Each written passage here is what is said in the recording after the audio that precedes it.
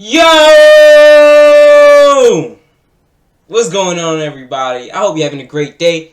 As of this day, it is 4th of July, 2022. I hope you're having a great day. Just uploaded a video previously, just a few seconds ago. 10 most terrifying facts found from the Titanic. So, today, we're going to be reacting to this alternate ending almost ruined Titanic. I stumbled across this video, I'm just like, hold on. For one thing, like I said in the other video, I'm very, like, anything Titanic related catches my eye immediately, right? So, I stumbled across this video, I'm just like, Titanic's already not a iconic movie. And to be honest with you, I haven't seen it in a while, but I know it's a very iconic movie. I've seen it a lot of times growing up. So, I'm like, what could have made this movie one of the most best movies from the fans and critics and business people? Like, what could have made this movie bad, you know? So, we're about to get into it, but there's 4 things I need you to do. 4 things. Simple. If you want to support the channel, show some love, and grow this channel out with us, then 4 things you can do. Takes less time than what I'm talking right now. Right? Like, comment, subscribe, share, comment. Simple. Simple. Just by you taking the action of doing one of those 4, it would help a lot. And I know from the bottom of my heart really mean a lot. So, before we get started, let's not even waste too much time. Let's get into this video.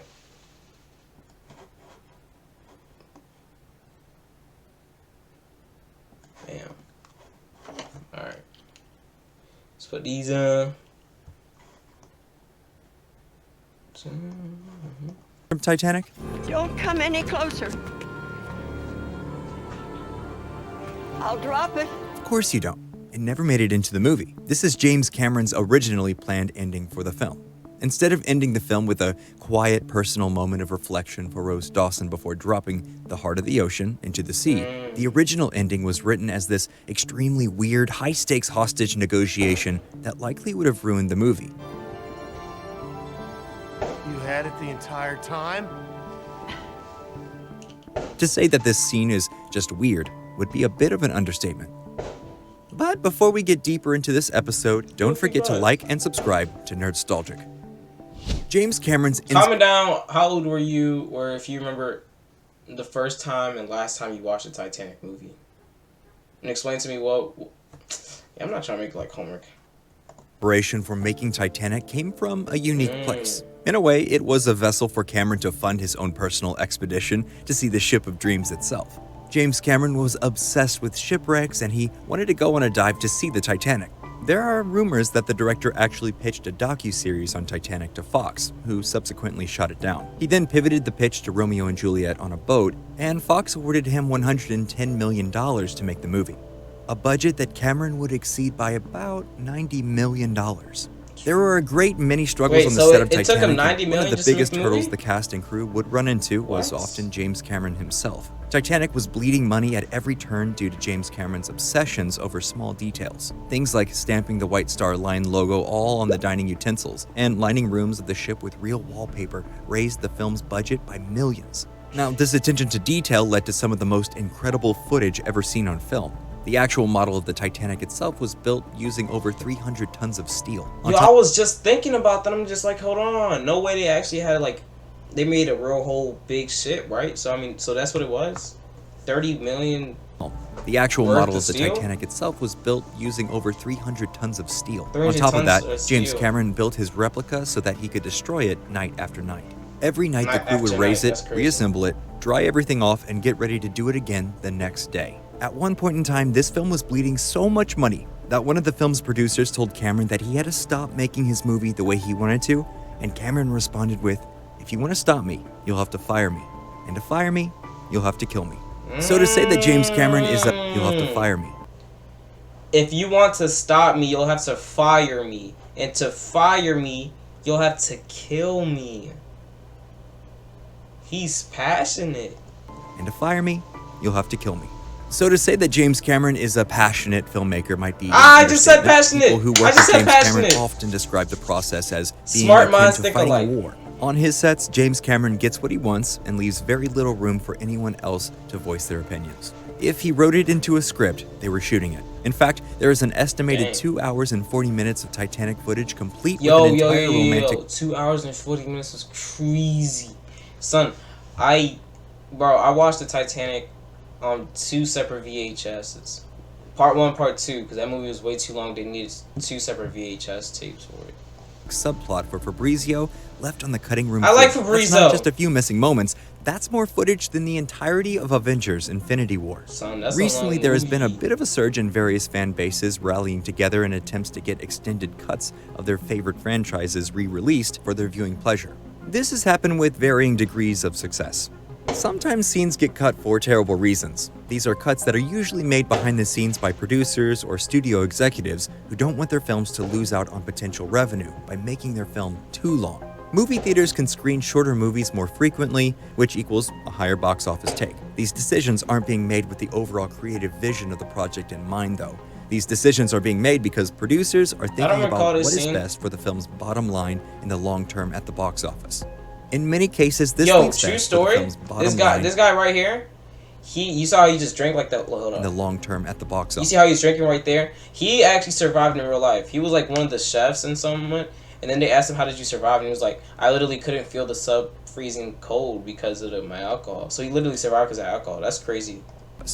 In many cases, this leads to a lot of really great content winding up on the cutting room floor. Yeah, I feel like a nerd. Movies just can't I like be it. 6 hours long. This is where directors and producers are faced with some of the more difficult elements of their job. They have to make tough decisions about what to cut and what to leave in. This is where some of the business of filmmaking gets in the way of the art.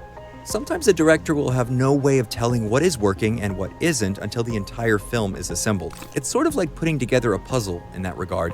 You won't have a clear idea of what the finished product looks like until all of the pieces are put together. And more often than not, you are left with a few pieces left over and some that don't quite fit. This deleted ending of Titanic goes well beyond the realm of not quite fitting. Just for getting off this godforsaken stretch of ocean and going home. In fact, it seems like it came from an entirely different film. The original ending shows Rose quietly walking to the stern of the ship, revealing that she is in possession of the heart of the ocean. And after a moment of reflection, she drops it into the water. The next scene shows Rose slowly closing her eyes and slipping into a bright and wonderful dream of her and Jack together. This is a perfect ending. It creates a nice, full circle moment and provides a nice personal ending for her character.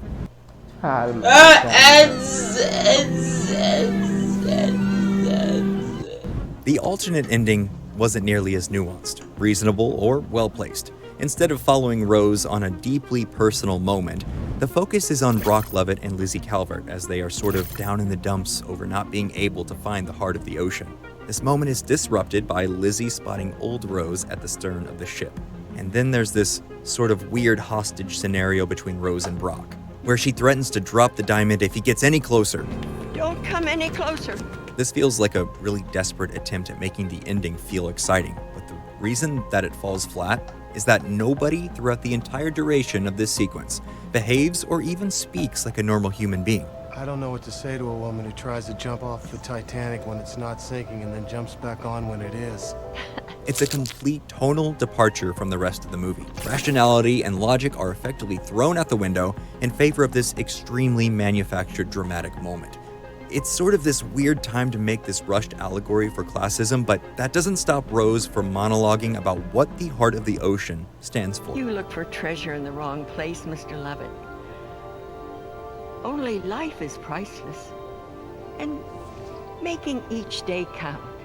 When Brock finally gets his hands on the diamond, something that he's been tirelessly seeking out for years at great expense to himself and others, instead of holding on to it and having a discussion like any sane human being would, he instead lets Rose just sort of whimsically toss the diamond over the edge of the ship.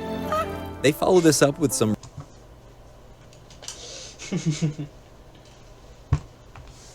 sort of whimsically toss the diamond over the edge of the ship. So I remember watching that when she just drops it, like the actual official ending where she just drops it and she's like, ah! Oh man, that's funny. They follow this up with some really classy dialogue, That really sucks, lady! and then they're dancing, Jesus. and then roll credits. This ending wouldn't have just changed Titanic, it would have ruined the film entirely. For James Cameron to have put in all of this work in creating this ship down to every minor detail, taking $25,000 dives to the actual ship itself, and working his cast and crew like a military, just to fumble the ball at the goal line would have been a complete travesty. But on the other side of that That's a great coin, this analogy. botched ending is actually a very good example of a couple filmmaking mantras, if you will. The first being, show, don't tell. Unless you're writing a James Bond villain, it never feels great to have a character just blurt out all of the exposition that a filmmaker could instead be showing us. It always feels better when we, as an audience, can put the pieces together ourselves. When a director makes the decision to explain situations through dialogue, it can sometimes feel like they're talking He's down to spitting an right now. audience instead of respecting their intelligence. The other mantra is the age-old saying that less is more. Brevity is essential to the filmmaking process, and sometimes you can say more with a single image than you can with a 4-minute scene. Thankfully, James Cameron recognized this error and replaced the confusing 10-minute long tonal shift with 3 minutes of footage that feels concise and important.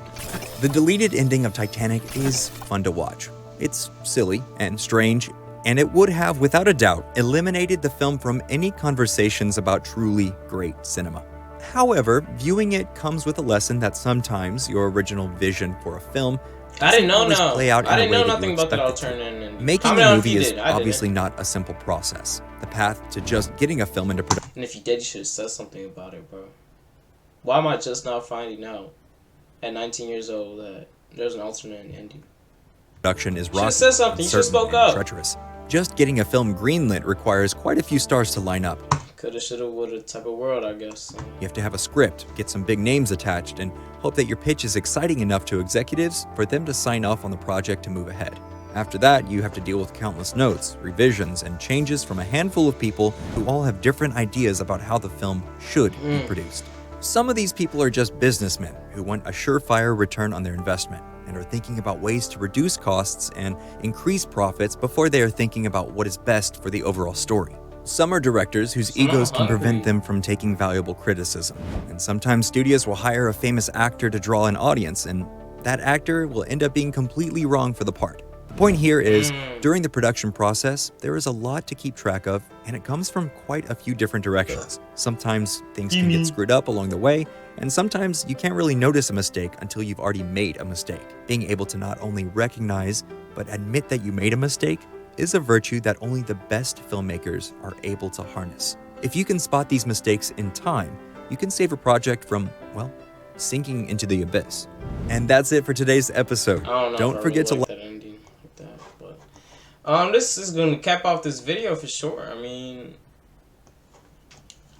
calm it down, like, bro. You could have really said something. You could have really spoke up and really, like, you know, let me know, like, beforehand that, like, yo, they had an alternate ending, because I had no idea of it. I'm just not finding out. But that's gonna cap off this video. If you guys enjoyed this video, 4 things. It takes less time to do than what I'm talking right now. Like, comment, subscribe, share. 4 things.